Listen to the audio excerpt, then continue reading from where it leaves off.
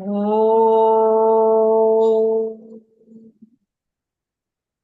Om. Om. Om Sahana Vavatu Sahanau Bhunaktu Sahaviryam Karavavahai Tejasvinavadhitamastu ma vidvishavahai. Om Shanti Shanti Shanti. Om Parthaya Pratibodhitam Bhagavata Narayanena Swayam Vyasena Kratitam Purana Muninam Madhye Mahabharatam Advaitam Vridavarshinim Bhagavatim Ashtadashadhyayinim Ambatvam Anusantatami Bhagavad Gita Bhavatveshini Namostu te Vyasa Vishala Buddhe Pulla Ravindayata Patra Netra Yena Tvaya Bharata Taila Purnaha Prajvalito Jnanamaya Pradipaha Prapanna Parijataya Totra Vetraika Panaye Jnanamudraya Krishnaya Geetamrutatuhe Namaha Vasute Vasutam Devam Kamsa Chanuramardanam Devaki Paramanandam Krishnam Vande Jagadgurum Sarvadharman Parityajya Mamekam Sharanam Braja Aham Tva Sarva Papebhyaha Mokshayishyami ma shuchaha. So we are going through the 9th chapter. Today we will try to cover shlokas 11 to 13. And in the reflection time, just last week, I came across this quote by Puja Gurudev, Swami Chinmayananda, where he says, they are in me, I'm not in them. This must be the attitude in the seat of meditation. So all the disturbances can pass by without affecting us. So that's the key thing here of the shloka. And when we covered the shloka itself, we had talked about how when we keep this in mind, that they are in me, but I'm not in them, the emphasis is actually on defining who that I is.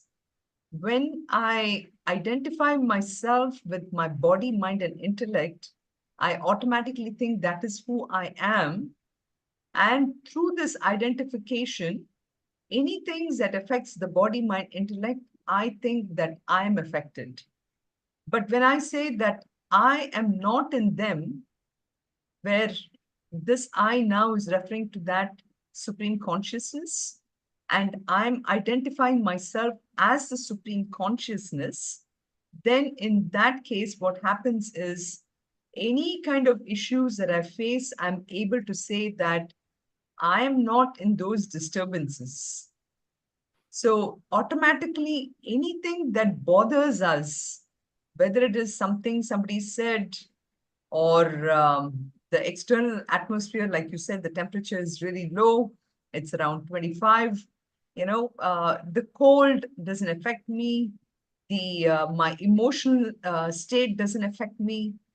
Intellectually, when, as I said, if I'm not able to get where I am in my career, or whatever I said very intellectually, somebody doesn't agree with me, none of those things affect me because I am not identified to those koshas, where the koshas are the ones that is going through all these disturbances. But I, as Sakshi, I'm away from that. So that is the essence which we saw in shlokas 3, 4, but it keeps coming up again and again. And in shloka number 9, I think this part of it where the Sakshi Bhava is what we discussed. And that is where we left off last time. So I just wanted to emphasize that aspect of it. So we saw these features of God. We talked about it last time, about the various aspects of Ishvara, and of course also Brahman. So in the form of Brahman, this entire creation is avyaktaha, it is unmanifest.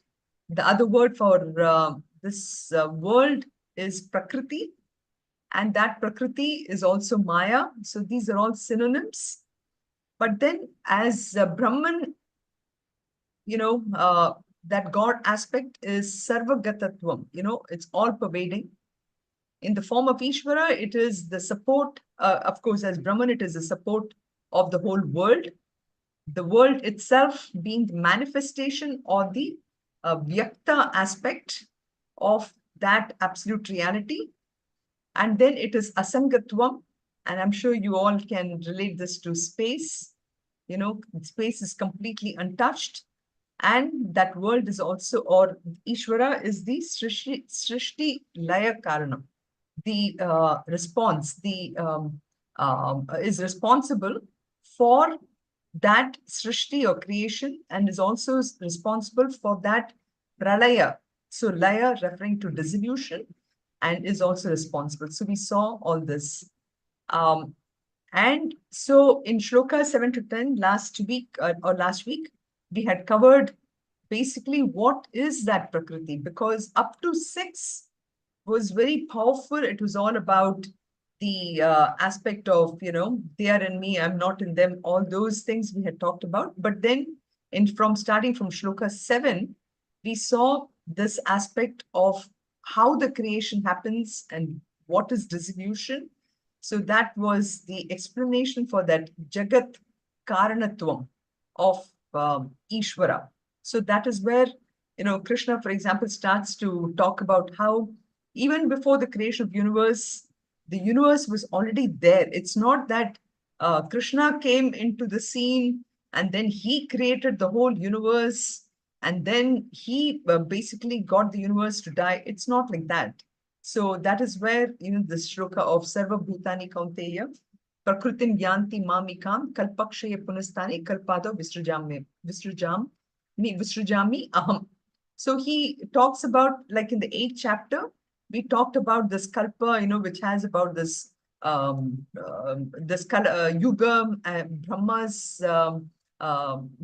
Brahmaji's day and night. We talked about all this, and so he's talking at this from his level. So Ishvara being the creator of the whole entire Jagat, the entire universe, and from that level, he says, so he was there, all beings, they merge into me. So they merge and then they come back.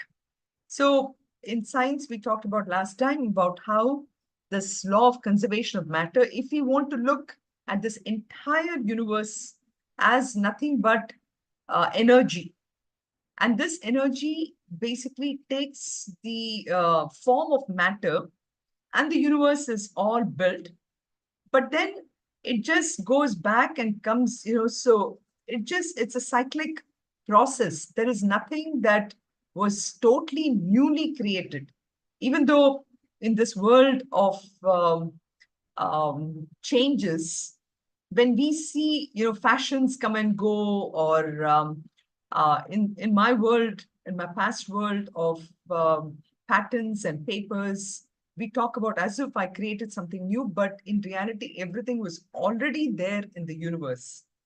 And in order to understand this better, we have these almost 3 examples, just like how a huge tree exists within that small seed. We don't even think about it, but it is, the tree is the manifest form of something that existed in the seed. The seed grows and becomes that huge tree. Some of them are fast growing, some of them are slow growing. We were driving to our site yesterday, and we had just planted some trees. And it's amazing how much of technology there is now, where you can plant some trees which grows really fast. And we're going to have inauguration very soon in 2 months' time. and we want some of the trees to grow really fast, so you can do all these things, but idea is those trees at one point existed in just this one seed form, and so too this baby, which is in the womb when it is growing, one doesn't have an idea as to how small it was. So so today the child may be a 6 foot or a even close to 6.5 foot, basketball player or something. But at one point, it was in such a tiny form. So this is the aspect of avyakta to vyakta, which we saw this. And, so all this we may is Krishna is saying that all this details of this universe, that is what we see, is already there in this DNA, in the small DNA we say, it's already coded. We talk about coding in computers, and DNA is a code. In genetics, these things are already there in some form. And this is what we call this is Prakriti or Maya. So the whole world is in the seed form. The matter actually is in a very potential state. That potential state, then becomes manifest, and the whole world comes into being. So this is what we said, and this we saw this last time also, about how it's covered in the second chapter, as well as the eighth chapter. The whole world comes into manifestation. Again, it goes back to unmanifestation, just like so the creation is nothing but an expansion, contraction, unfoldment, and then kind of a foldment. So everything happens there. But then we really wonder, is it really the case? All this sounds great on paper. And even with the amount of pictures that we are showing, even though I see all this, it really makes us wonder. And we wonder if this is really possible. And therefore, we look at the simplest way to example this is in the form of a dream. So we see essentially this entire creation is that at the level of Ishvara. Okay. It's not that if I look at it as me, the individual, this body, mind, intellect, did I create this? Not really. I did not create this entire universe. But me, as the ultimate supreme reality, is responsible for this world. That's how we look at it. And to explain this, we can look at it from a dream perspective. Like, for example, when I dream, in my dream, I may go all the way from America to Japan to Europe, and then come to India, have a good time with my relatives, then go back to Singapore, and then come back to US. All this, I can do it within a fraction of, what, sometimes even a minute of a dream, right? So all this happens in my mind.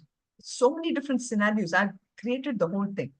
But then when I wake up, what happens? Everything gets folded. So imagine now this whole thing being that dream of that Ishvara, so that it's at that level. So there is that whole permutation combination that can happen in a dream. All this is happening at that level. So this dream-like world, we can say is in Brahman, that this one in an unmanifest form. And that is what we called as the Maya or Prakriti. Okay, it's almost so, and it's in this presence of Brahman that the whole world is created, it rises, and it goes and it goes back. So literally, Krishna, he's sort of like shaking Arjuna with his word Kaunteya, in this verse, he says, hey, Kaunteya, wake up. What, of course, by ninth chapter, Arjuna is a little more kind of stabilized, and he's listening very intently. But you can imagine in the first and second chapters, right? He was really shaken up so much, and Krishna is actually elevating Arjuna to the point of, trying to say that, hey, you are part of this Srishti. You're the one who created this whole Srishti. And therefore, try and see how you don't get affected by it. Because all this is it's a cyclic process. So he says, Sarva Bhutani Prakritim Yanti, and all the beings, they come to me in whatever form, the unmanifest form. And just as the manifest form is nothing but is dependent upon that waker, the dream gets manifest in me as a waker. So too, this unmanifest dream vasanas of the entire universe is nothing but is in that Brahman, In that Brahman, the entire world is projected. And that comes and goes again and again and again. And so that's why in the shloka, he says, the world, just like that, the world also resolves into Prakriti, which is dependent actually on me, Mamikam, Mamikam, in me alone. And when does that happen? He says, of course, Kaunteya, please don't get frightened here. All this is happening. Like, for example, at the end of this 2000 Chaturyugas, Kalpa, which is, one Kalpa is 2000 Chaturyugas, the 1000 Chaturyugas of the day and 1000 of the night. So at the end of that, he says, this duration may seem such a long time, but then it is in that 2000 that this entire universe is going through the cycle. Of course, at the individual level, it is happening at a much shorter time. Just like, for example, if an ant were to look at this human being, for an ant, and not just ants, some of these insects, which comes during rain time, which will just stay for a fraction of maybe an hour or something, and then it dies, An ant also, the same thing. The lifetime is so small. When compared to the ant, a human being's lifetime is so huge. And compared to a human being, now the Brahmaji's lifetime is about 2000 Chatur Yugas. So that's the whole part of it. And that's why this Kalpa, he says, at the end of Kalpa, this whole thing is happening all the time. So this whole creation is nothing but it's a cyclic process. So this is why we pray to Lord Shiva. Shivaratri is coming up very soon. And we find that this creation is nothing but he's a constructive recycler. And he takes care of the creation. He takes care of the dissolution. And we have now Brahmaji, who's a creator. So it's a whole thing. It's a cyclic process. So essentially, what we are seeing here is they are in me, as an extension of the shloka number 4, they are in me. All the creation is actually nothing but in me. He's saying, so it is an explanation also of this universe, the creation of the universe, the Jagat Karanatvam, so that is what is given here, which was explained in the 5th shloka. So then he says, what is really his function? He says, Prakritim Swam Avashtabhya Visrajami Punah Punaha Bhuta Gramam Imam Kritsnam Avasham Prakrite Vashat. Prakrite Vashat. So he says, all I do is I just keep this creation going again and again and again, So he is now in the previous one, he talked about the material cause of the whole world. Here he's talking about how he is we call this as the efficient cause of the nimitta karanam, just like how we discussed in one of the previous classes about how we have the potter and the potter's wheel and the potter himself, or let's take even an IT example, we have the designer of the entire computer and the computer itself. The computer itself is the material cause, the material which has come out of the material cause of Ishvara. Now here we are talking about the design part of it. So we are the efficient cause, we call this. So it is that ultimate reality who is the one who is actually willing, who has allowed this creation to happen. So, And in Bhagavatam and other places, we see how we say that it is that Brahman is the cause, and Brahman just willed or thought, or if you want to take as Narayana, for example, Narayana just thought about it and the whole world came into being. So it was a sankalpa from that end.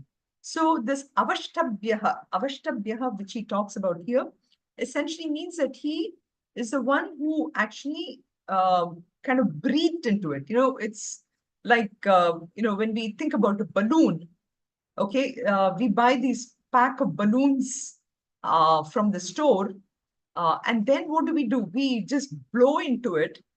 And once we blow into it, that balloon really shapes up, and then it gives shape to the balloon, right? So that is what here too. You see Brahman essentially animating that whole universe. Otherwise, it would have been just, dull things all over. Everything would be in the form of inert materials, but he gives life to the whole universe. So he breathes into it. So that's the word avashtabhyaha, basically, animating all this prakritim. And then he basically sends forth these beings. But then, why are these beings different, right? So, bhuta gramam imam kritsnam, all these bhutas, why are they different? Why, what is the role in there? So he says, basically, all I'm doing is all these beings, they have so much of vasanas in them. They have their own DNA imprint, because of which I have to send them out. They have to go back and fulfill all their vasanas. All I'm doing is I'm just giving them the animation or the energy. But each beings have essentially come out because of their own vasanas, and they are kind of helpless. And that is that word avasham. Avasham essentially meaning that, they, vasham rather, they are very helpless. They helplessly, due to their own nature, prakriti, avashat, so they are, avasham actually here means sent out, helplessly sent out, prakriti through because of their own nature means their own vasanas, they are sent out. So this is why he says, aham punaha punaha visrujami. I just basically, all my job is to keep this cycle going. That's all that I'm responsible for. But the beings, they come out on their own. So that is that this one. So this entire multitude of these beings, it doesn't matter what it is. I'm not responsible for that is their own nature, their own blueprint, which is making them come out. And so what are those kind of different beings? They're essentially anything which has this life in them. All this is something that I just allow them to happen. And just another example here, which is, so he describes this working of this prakriti by saying, the prakriti is essentially Ishvara's projector. And basically, he just projects an entire universe of this names and forms at the beginning of the cycle.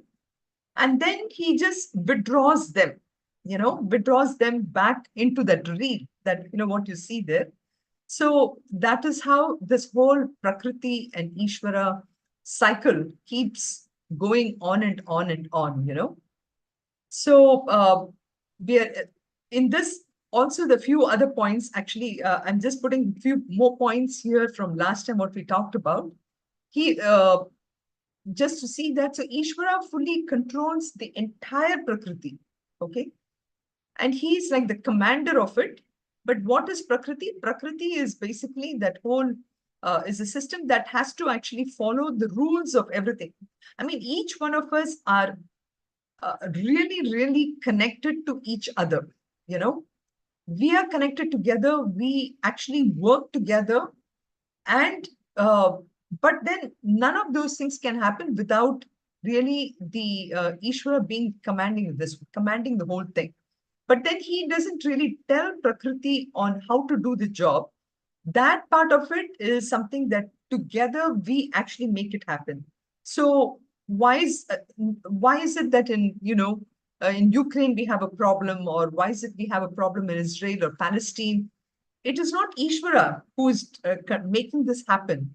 It's basically the vasanas of that particular area decided to come together and make some of those larger actionable items, if you want. That is how the whole thing works. So, as put up here, Prakriti is basically made of these gunas. If there is an imbalance in the amount of gunas, then there is a certain observable action that is coming out from there. So if there is too much of rajas in the system combined with certain amount of tamas, you see some bad things happen. Or if there is too much of sattva and some amount of rajas, for example, then you see some certain actions happening. So why is it again, you have, say, for example, in a certain area, the GDP is different. So about 10, 15 years ago, uh, or maybe even 20, starting from then, China started really becoming so prominent in the world scene, almost coming up to the level of US in its economy and everything. All this is actually the whole system effect. It's not that Ishwara is partial to China and now he's partial to India and tomorrow he'll be partial to Russia. Nothing like that. He just makes sure things are happening in such a way it follows the system rules. There is dharma in everywhere. So that's the relationship between Ishvara and Prakriti. But relationship between Prakriti and individuals. So individuals, each one of us are controlled by our own nature. And because of that, we go through, Avasha, that word that was used, we helplessly go through this infinite cycles of birth and death because of the influence of our own individual Prakriti, So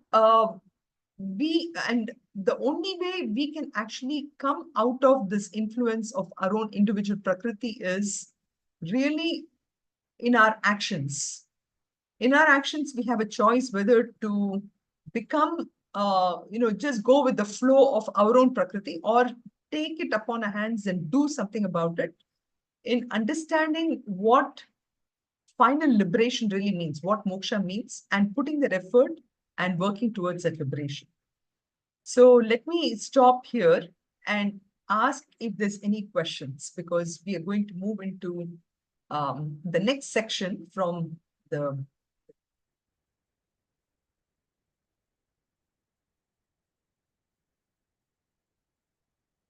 Is it too confusing, or is it a little more clearer compared to the last week? I just thought I should put some more effort into what we had already discussed last week.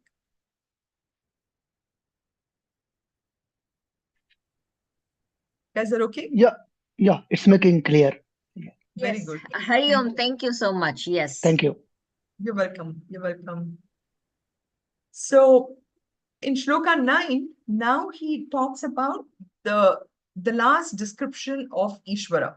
So far, we talked about some of the various various descriptions of Ishvara, Jagat Karanam, Nimitta Karanam, he's the one who brings everything into manifestation, etc.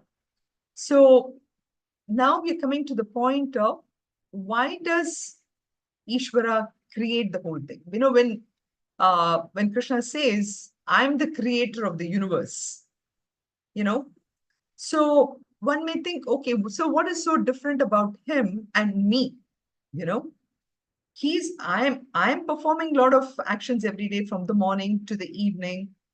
With some of them are, of course, nitya karma, some of them are naimittika karmas, some of them sometimes I may do something which is really against my own rules, what I've set up, all this, right? So what is really the difference between my creation and Ishvara's creation? Because Ishvara is also really creating the world. He said he's the creator of the whole world, right? So the very production of this universe itself also seems to be a kind of an action.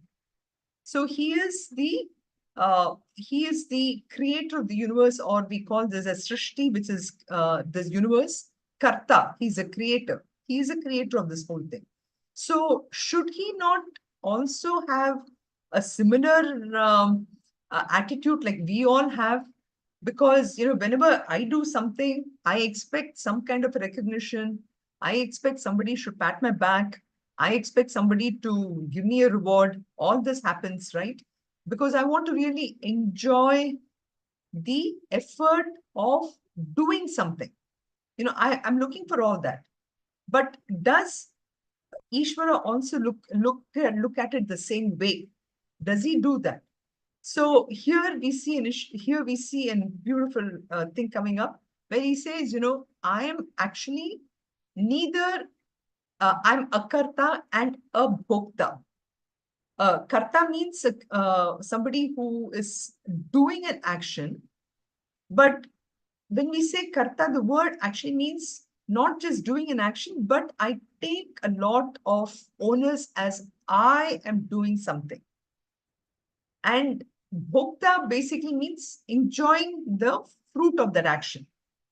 And but again, enjoying the fruit of action as me, the person. I am the one who did this action. I am enjoying it. So here he's saying that, I'm a karta and a bhokta. I'm neither the creator, in the sense I'm not taking onus for the creation as I am doing it. But at the same time, because I don't take that, obviously I do not take on the role of the enjoyer itself. In a sense, if you look at it from a very scientific point of view, then who is the karta and who is the bhokta? Then it is the entire, it is the individual egos in each one of us. The whole thing is actually the karta. And because each one of us is part of this cosmos, is part of the bigger fabric, we all are enjoying or suffering the consequences of not just our own individual actions, but also our actions along with the others. So for example, if I'm working as in a team, as a team of 10 people, I'm working together in a project. Now, the success of the project will depend upon how much am I sinking my own ego and thinking of myself as being part of the team and doing the best I can.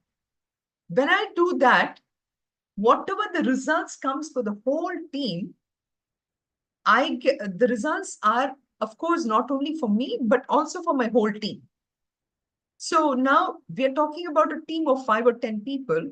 Now imagine a whole team of, which is this whole universe, where we have, I don't know, trillions or whatever number of egos which are working together in creation, in bringing this whole thing forward, right?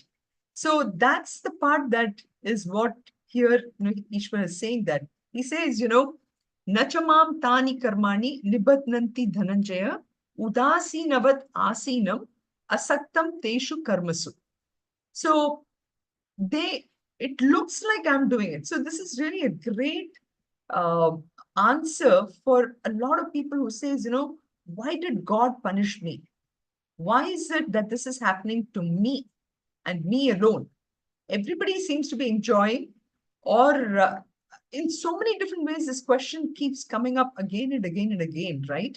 It may be a small thing, like even in an accident, for example, sometimes we find, especially with the snowy patches that you all are facing, the previous guy would have gone just fine, but my car gets into one snowy patch and it goes off the road. Why me? So, is God doing this to punish me? No, God is not doing anything to punish me. It's my own prakriti, my own nature, which is doing it. So that's why Ishvara is like, he's saying, hey, wait a minute. Don't blame me for all this, okay?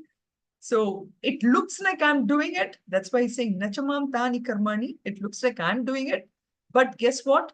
I'm not the one who's doing it. So do not, and since I'm not doing, whatever I'm doing does not really affect me in the cosmic sense, because I'm very indifferent to them. I sit unattached. So that's what he's trying to say. And in shloka, in fifth chapter, became this beautiful shloka, Naiva Kinchit Karomiti, Yukto Manyet Tattvavidat, Pashyan, Sprishan, Jigran, the many different actions he was saying. So this shloka basically says all the actions that we all do, Ishvara is also doing at that high level, but Tani Karmani Mam Na Nibadnanti. He says all these things do not really affect me at all. So this is the secret. Ishvara seems to be doing everything, but at the same time, whatever he is doing, those karmas, he does not get affected by them. So how he manage this? Well, he doesn't really give up. It's not that as if he gives up all the karma, but he continues to do the karma, but he's not bound by it. So teshu karmasu asaktam, so he is completely unattached to the whole thing. So here we see again a beautiful lesson for us where we need to sacrifice our ego. We have to do this abhimana, which is ego, tyaga. I have to do an abhimana tyaga, and that is actually the secret for us for in so many different ways, for lessening the amount of stress we feel, and by giving up the abhoktritvam, by giving up this act of enjoying, then also it gives me a great feeling of freedom. I am independent. I'm not dependent upon any of the fruits of actions. If I do that, it just makes me again so calm because I have no expectations at all. So that frees me from the karma phala, the fruit of my action. That also I'm completely free of it. So, in a sense, the shloka is talking about the um, uh, changeless, the changelessness of Brahman. So Brahman is completely different and detached from his own creation. So the creation is happening, but he is not affected. Just like how when I dream in the night, and in my dream, I may have been chased by a tiger.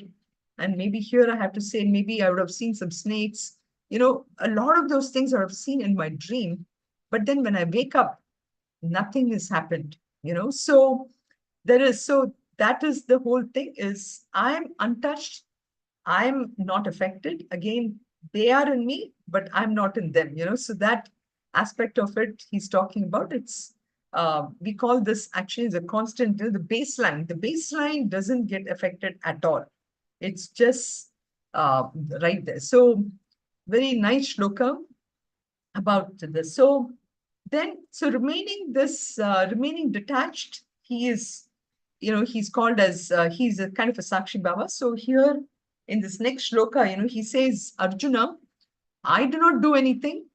In my presence, everything is happening. So in Maya Adhyaksha, he says this in shloka number 10. So this is where we had finished last time, but I just wanted to give you some more information here. So Maya Adhyakshena Prakritihi Suyate Sacharacharam Hetunanena Kaunteya Jagat Viparivartate. So the whole world is just going on and on in my presence. This whole world of Maya is just going on this one. I'm just kind of like a supervisor, but I'm a supervisor with not specific thing to anybody. Even that is taken care of by the whole world.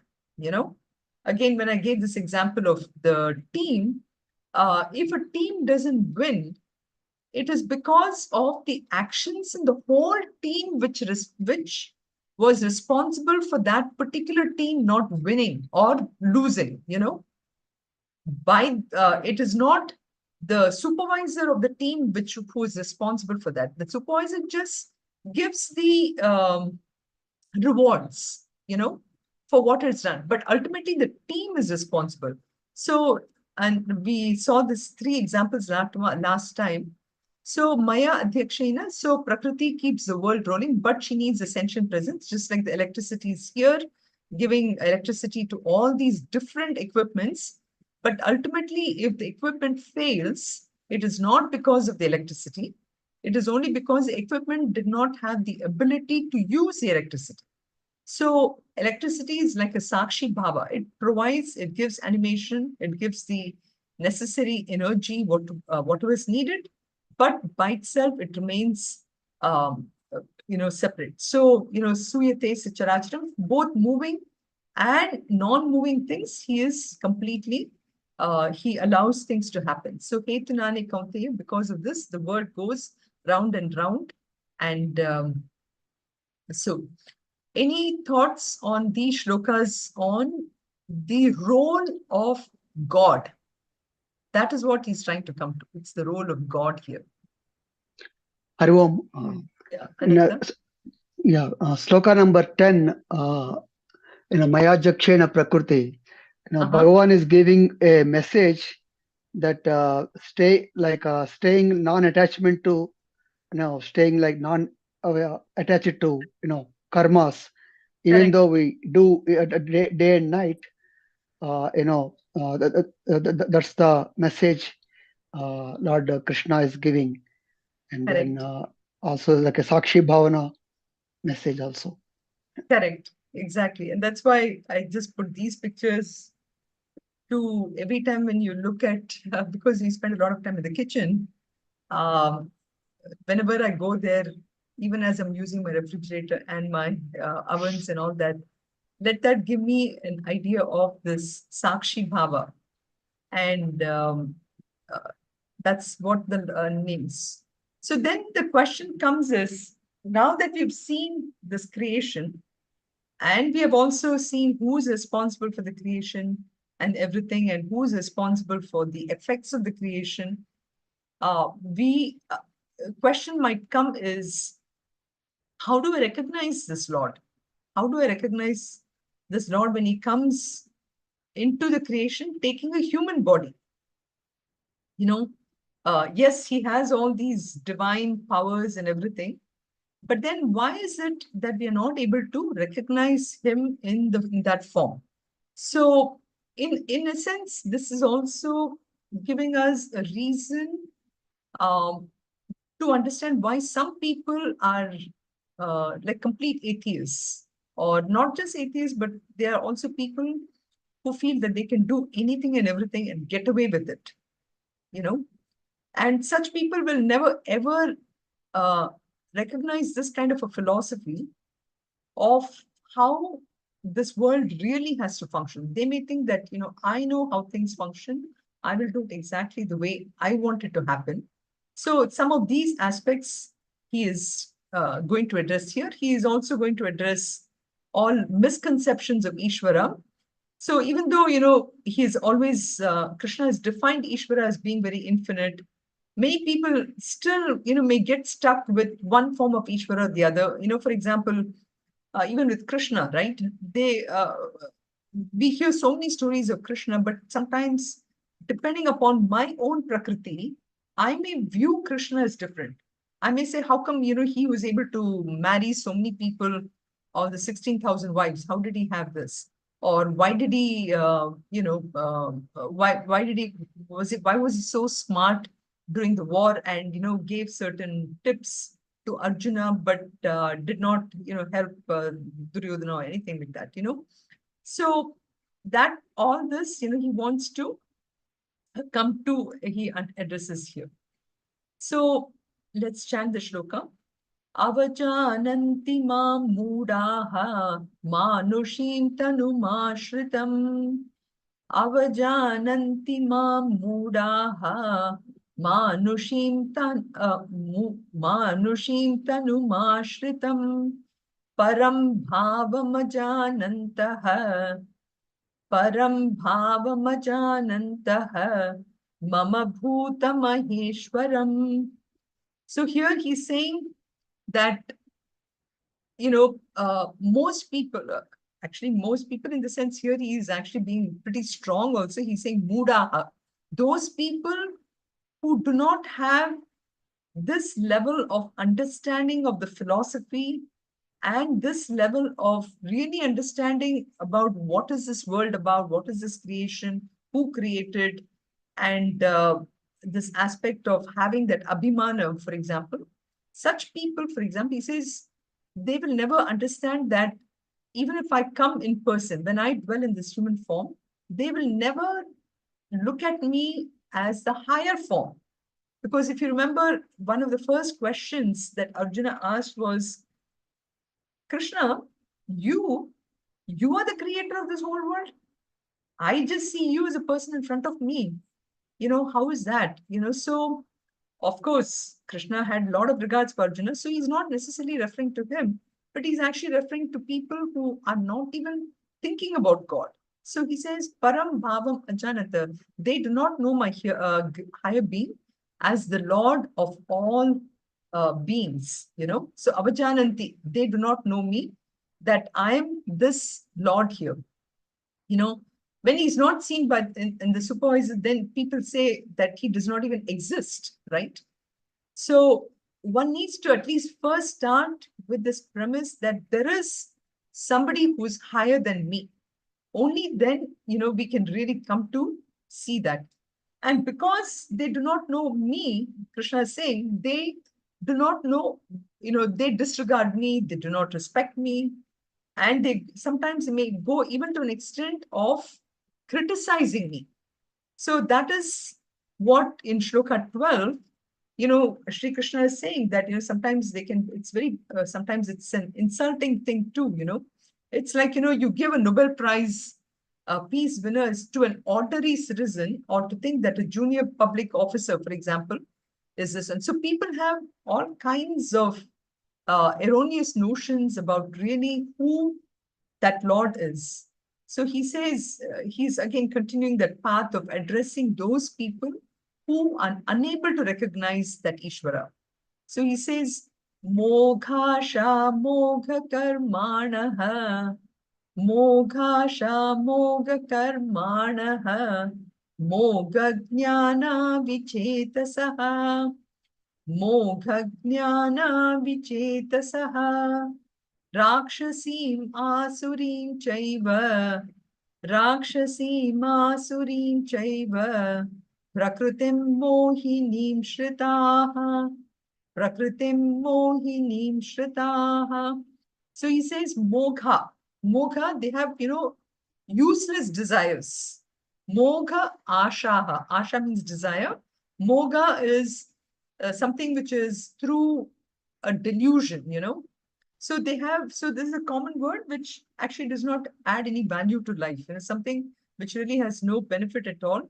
So sometimes, we have those kind of desires, and Moghasha is a man of vain hopes, of futile desires. And Mogha Karmanaha, who does actions to satisfy those kind of desires.